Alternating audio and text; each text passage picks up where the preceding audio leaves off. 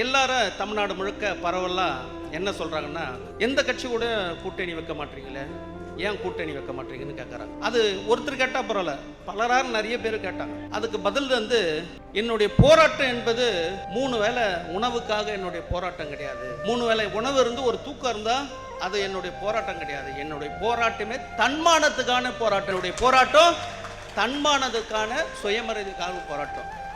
அதே தான் தேசிய தலைவர் சொல்றாங்க, பெகஞ்சி சொல்றாங்க. கூட்டணியா அந்த மாநிலத்தில் நீங்க போய் கூட்டணி வச்சீங்க, நான் வானான்னு சொல்லல, அந்த கூட்டணியில தன்மானம் இருக்கணும்ன்றாங்க பெகஞ்சி. நீங்க போய் கூட்டணி வைக்கணும்னா அதுல தன்மான சுயமரியாதை இருக்கணும். அது போல தன்மான சுயமரியாதை இருந்தா நீங்க போய் கூட்டணி வைங்கன்னாங்க. நம்ம பார்த்தோம் நிறைய பேப்பர்ல, பத்திரிகை செய்தியில இந்த கூட்டணி எப்படி நடக்குது. நல்லா பேசினவங்க கூட்டணி அப்போ அவங்களுடைய முகத்தை, அவங்களுடைய அறிக்கை எல்லாரையும் பார்த்தீங்க. நீங்க எல்லா அரசியல் கட்சியில பார்த்தீங்க, வெளியில வந்து அந்த அது வரைக்கும் நல்லவங்க சொன்னாங்க, அதுக்கப்புறம் எப்படி பேசினாங்கன்றது நீங்க பார்த்தீங்க. அது போல கூட்டணியில தன்மானம் இருக்கணும். அந்த தன்மானம் எதுக்கு சுயமரியாதை இருக்குன்னா, அரசியல் கட்சி எதுக்கு நடத்துறோம்னா மக்களுக்காக தான். மக்களுக்கு தன்மானம் கிடைக்கணும், மக்களுக்கு சுயமரியாதை கிடைக்கணும்.